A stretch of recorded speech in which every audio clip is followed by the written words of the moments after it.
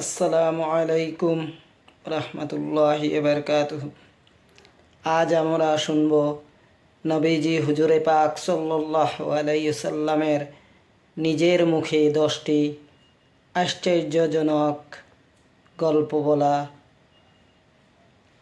আলহামদুলিল্লাহ, আলহামদুলিল্লাহ, আল্লাহর লাখ কোটি শুকরিয়া। আলহামদুলিল্লাহ। সকল প্রশংসা মহান আল্লাহ তাআলার জন্য, যিনি অত্যন্ত মেহেরবান। নবী করিম সাল্লাল্লাহু আলাইহি সাল্লাম ছিলেন সর্বকালের মহামানব। এই পৃথিবীতে যত নবী রাসূল আগমন করেছেন, তারা একটি নির্দিষ্ট জাতি বা গোত্রকে হেদায়েতের জন্য আগমন করেছিলেন। কিন্তু আমাদের নবী মুহাম্মদ সাল্লাল্লাহু আলাইহি সাল্লামকে সমগ্র জিন ও মানব জাতির হেদায়েতের জন্য মহান আল্লাহ তাআলা এই দুনিয়াতে পাঠিয়েছেন। নবী করিম সাল্লাল্লাহু আলাইহি সাল্লাম মাঝে মধ্যেই তার সাহাবীদের কাছে অনেক শিক্ষামূলক গল্প বলতেন এবং তিনি তার উম্মতকে এই সমস্ত শিক্ষামূলক গল্প বলার অনুমতি দিয়েছেন। আব্দুল্লাহ ইবনে আমর রাদিয়াল্লাহু তাআলা আনহু থেকে বর্ণিত, নবী করিম সাল্লাল্লাহু আলাইহি সাল্লাম বলেছেন, জ্ঞানের আলো মানুষের মধ্যে ছড়িয়ে দাও, যদি সেটা একটি আয়াত হয়। তবে নবী করিম সাল্লাল্লাহু আলাইহি সাল্লাম সতর্ক করে বলেছেন, যদি কেউ ইচ্ছাকৃতভাবে মিথ্যা বলে, তবে সে যেন জাহান্নামের প্রস্তুতি নেয়। নবী করিম সাল্লাল্লাহু আলাইহি সাল্লাম বলেছেন, বনি ইসরাইলের গল্পসমূহ বর্ণনা করো, কারণ এতে কোনো ক্ষতি নেই। তাদের গল্পে আশ্চর্য সব বিষয়বস্তু রয়েছে। মুসনাদে আহমদ, হাদিস নাম্বার 26,602। নবী করিম সাল্লাল্লাহু আলাইহি সাল্লাম বলেছেন, আহলে কিতাব অর্থাৎ ইহুদি ও খ্রিস্টানদের কাছে কোনো বিষয় জিজ্ঞাসা করো না, কারণ তারা তোমাকে সঠিক পথ দেখাবে না।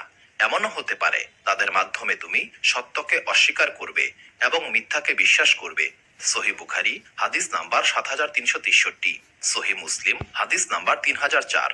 এই হাদিসের মাধ্যমে এটা প্রমাণিত হয় যে ইহুদি ও খ্রিস্টানদের কাছে কোনো বিষয় জিজ্ঞাসা করা বা তাদের গল্প গ্রহণ করার সময় সতর্ক থাকতে হবে। তাদের মাঝে এমন অনেক গল্প প্রচলিত রয়েছে যা ইসলামী আকীদার সঙ্গে সম্পূর্ণ সাংঘর্ষিক। এই ব্যাপারে আমাদের সতর্ক থাকতে হবে। হে সম্মানিত মুসলিমগণ, মহান আল্লাহ তাআলা আমাদের সঠিক পথের জ্ঞান দান করেছেন। তাই আমাদের উচিত আহলে কিতাবের গল্প গ্রহণ করার সময় সতর্ক থাকা এবং শুধুমাত্র সেই গল্পগুলি গ্রহণ করা যা ইসলামী আকীদার সঙ্গে সামঞ্জস্যপূর্ণ। আজকের ভিডিওতে আমরা আপনাদের সামনে এমন কিছু গল্প উপস্থাপন করব যে গল্পগুলি নবী করিম সাল্লাল্লাহু আলাইহি সাল্লাম নিজের মুখে তার সাহাবীদের বলেছেন। চলুন শুরু করা যাক।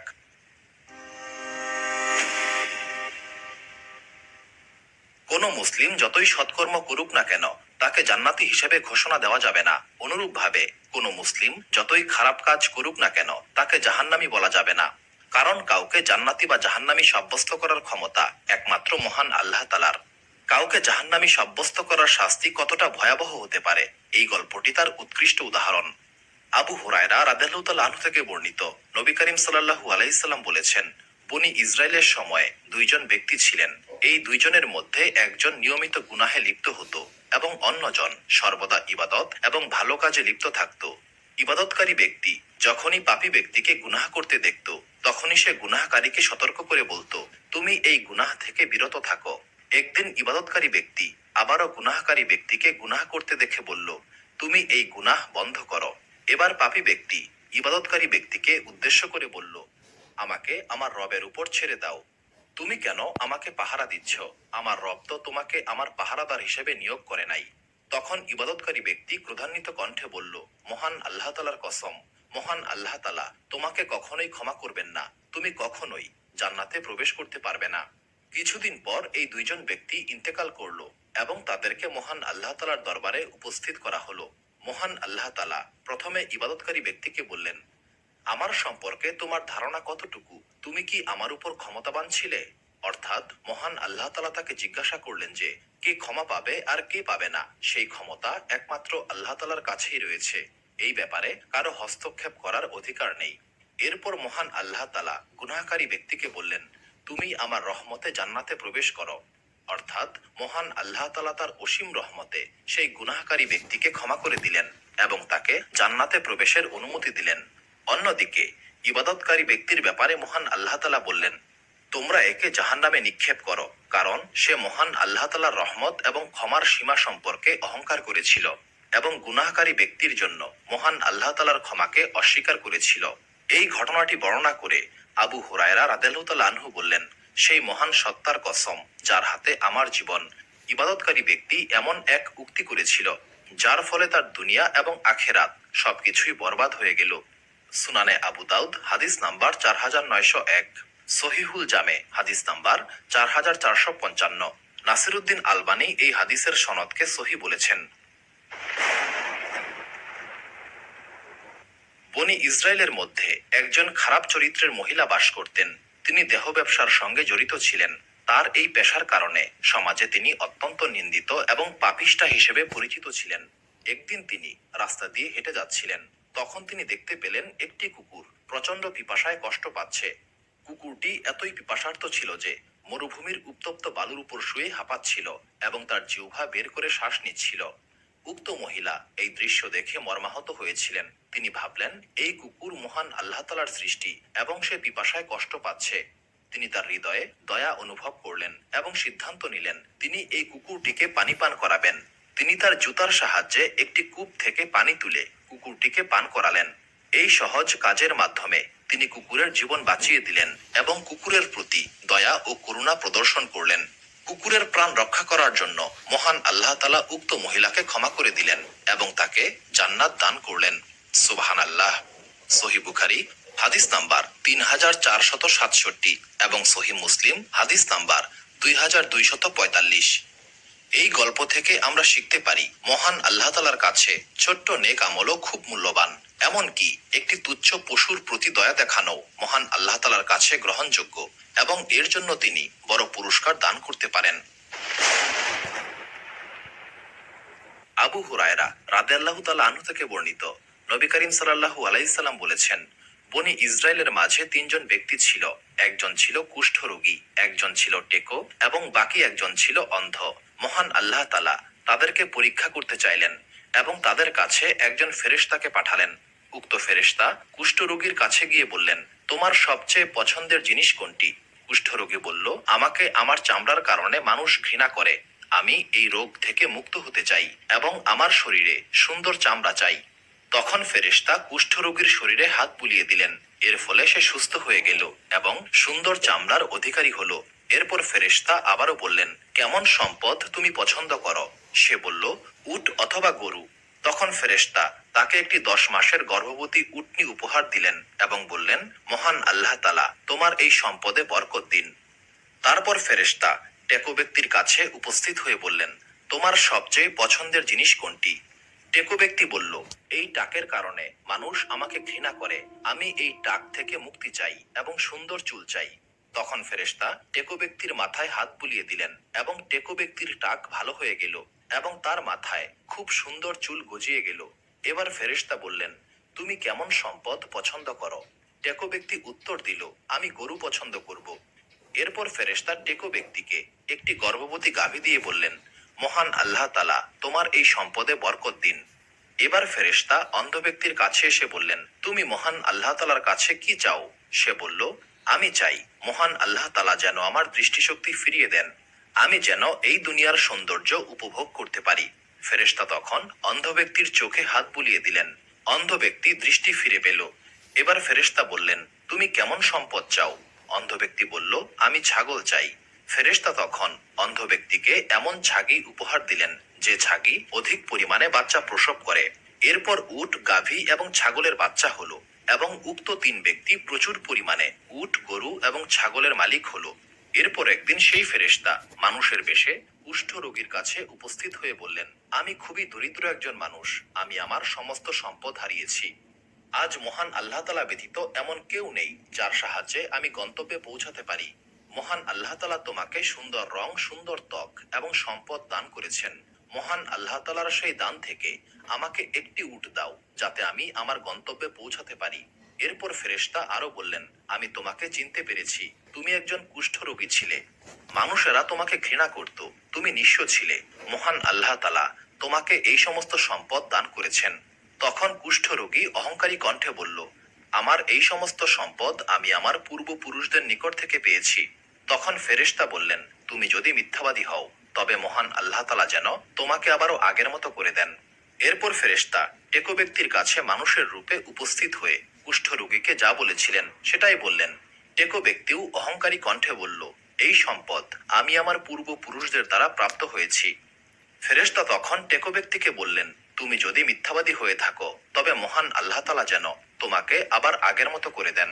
এরপর ফেরেশতা অন্ধ ব্যক্তির কাছে মানুষের রূপে উপস্থিত হয়ে বললেন, আমি একজন দরিদ্র ব্যক্তি, একটি সফরে আমার সমস্ত সম্পদ শেষ হয়ে গেছে।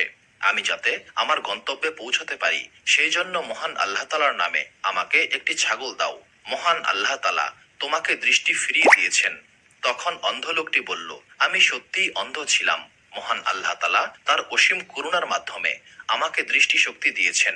তুমি তোমার ইচ্ছামতো ছাগল নিয়ে যাও। এই সমস্ত ছাগল মহান আল্লাহ তাআলার অসীম নিয়ামত। মহান আল্লাহ তাআলার কসম, তুমি আমার সমস্ত ছাগল নিয়ে গেলেও আমি মন খারাপ করব না। তখন ফেরেশতা বললেন, তোমার এই সম্পদে মহান আল্লাহ তাআলা বরকত দিন। মহান আল্লাহ তাআলা তোমাদের পরীক্ষা করেছেন। মহান আল্লাহ তাআলা তোমার উপর সন্তুষ্ট হয়েছেন এবং তোমার অপর দুই সঙ্গীর উপর অসন্তুষ্ট হয়েছেন। সহিহ বুখারী হাদিস নাম্বার 3464, সহিহ মুসলিম হাদিস নাম্বার 2964। আবু হুরায়রা রাদিয়াল্লাহু তাআলা আনহু থেকে বর্ণিত, নবী করিম সাল্লাল্লাহু আলাইহি সাল্লাম বলেছেন, বনি ইসরায়েলের ইতিহাসে মাত্র 3 জন ব্যক্তি দোলনায় থাকা অবস্থায় কথা বলেছেন। তাদের মধ্যে একজন হলেন ঈসা ইবনে মারিয়াম আলাইহিস সালাম এবং আরেকজন হলেন জুরাইজ নামক একজন আবেদ বান্দা। জুরাইজ অত্যন্ত ধার্মিক একজন ব্যক্তি ছিলেন। তিনি নিজের জন্য একটি ইবাদতখানা তৈরি করেছিলেন এবং সেখানেই তিনি ইবাদতে মগ্ন থাকতেন। একদিন জুরাইজের মা উক্ত ইবাদতখানায় এসে বললেন, হে জুরাইজ। জুরাইজ তখন সলাত আদায় মগ্ন ছিলেন। তিনি মনে মনে বললেন, হে আমার আল্লাহ তাআলা, আমার মা নাকি আমার সলাত? জুরাইজ সলাতেই মগ্ন ছিলেন এবং তার মা চলে গেলেন। পরের দিন জুরাইজের মা আবারও এসে ডাকলেন, কিন্তু জুরাইজ সেদিনও সলাতে মগ্ন ছিলেন। তিনি আবারও মনে মনে বললেন, হে আমার আল্লাহ তাআলা, আমার মা নাকি আমার সলাত? তিনি সলাতে মগ্ন থাকলেন এবং তার মা আবারও চলে গেলেন। তৃতীয় দিন একই ঘটনা ঘটল। জুরাইজের মা তাকে ডাক দিলেন, কিন্তু জুরাইজ সলাতে মগ্ন ছিলেন। তিনি আবারও মনে মনে বললেন, হে আমার আল্লাহ তাআলা, আমার মা নাকি সলাত? তিনি সলাতেই মগ্ন ছিলেন। এবার জুরাইজের মা রাগান্বিত হয়ে বললেন, হে আমার আল্লাহ তাআলা, তুমি জুরাইজকে মৃত্যু দিও না যতক্ষণ না পর্যন্ত সে একজন ব্যভিচারী মহিলার চেহারা দেখে। বনি ইসরায়েলে কিছু খারাপ মানুষ ছিল যারা জুরাইজকে হিংসা করত। উক্ত এলাকায় একজন সুন্দরী কিন্তু পাপিষ্ঠা মহিলা ছিলেন। সে জুরাইজের পবিত্রতা নষ্ট করার পরিকল্পনা করেছিল। উক্ত মহিলা বলল, যদি তোমরা চাও আমি জুরাইজকে বিভ্রান্ত করতে পারি। খারাপ লোকেরা মহিলার এই কথায় সম্মতি দিল। ব্যভিচারী মহিলা তখন জুরাইজের ইবাদতখানার কাছে গিয়ে তাকে বিভ্রান্ত করার চেষ্টা করল, কিন্তু জুরাইজ উক্ত মহিলাকে কোনো পাত্তাই দিল না। এরপর সেই মহিলা জুরাইজের ইবাদতখানার কাছে বসবাস করা একজন রাখালের সঙ্গে সম্পর্ক গড়ে তুলল। তারা ব্যভিচারে লিপ্ত হলো এবং সেই মহিলা গর্ভবতী হলো। সন্তান জন্ম দেওয়ার পর সেই মহিলা বলল, এই সন্তান জুরাইজের অপকর্মের ফসল। বনি ইসরায়েলের লোকেরা মহিলার এই কথায় প্রচন্ড ক্ষুব্ধ হলো। তারা জুরাইজের ইবাদতখানায় গিয়ে তাকে বের করে আনলো এবং ইবাদতখানা ধ্বংস করে দিল। তারা জুরাইজকে মারধর করতে লাগলো। তারা বলল, তুমি এই মহিলার সঙ্গে অপকর্মে লিপ্ত হয়েছ। তোমার এই অপকর্মের ফলে এই সন্তানের জন্ম হয়েছে। তখন জুরাইজ বললেন, তোমরা আমাকে একটু সময় দাও, আমি সলাত আদায় করব। এরপর জুরাইজ সলাত আদায় করে সেই শিশুটির কাছে গিয়ে তার পেটে হালকা খোঁচা দিয়ে বললেন, হে শিশু, তোমার পিতাকে? শিশুটি তখন উত্তর দিল, অমুক রাখাল আমার পিতা।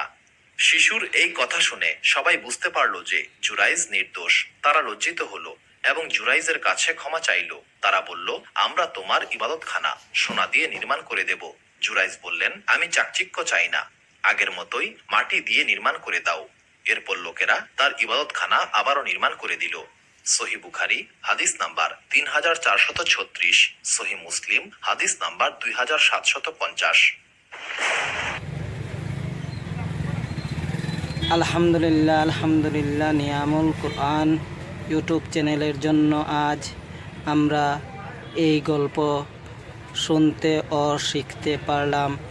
আলহামদুলিল্লাহ। নিয়ামুল কুরআন ইউটিউব চ্যানেলের কর্তৃপক্ষকে আমি ধন্যবাদ জানাই।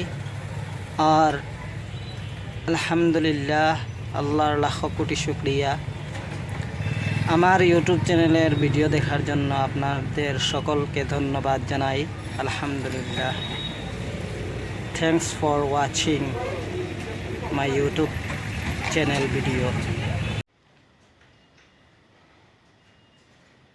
এখন আমরা শুনলাম নবীজি হুজুরে পাক সাল্লাল্লাহু আলাইহি সাল্লামের নিজের মুখে বলা 10টি গল্পের পার্ট 1। নিশ্চয় আপনারা শুনতে ইচ্ছুক এই ভিডিওর পার্ট 2 নিশ্চয় আসবে এবং জলদি আপনাদের সামনে নিয়ে আসব এই ভিডিওর পার্ট 2।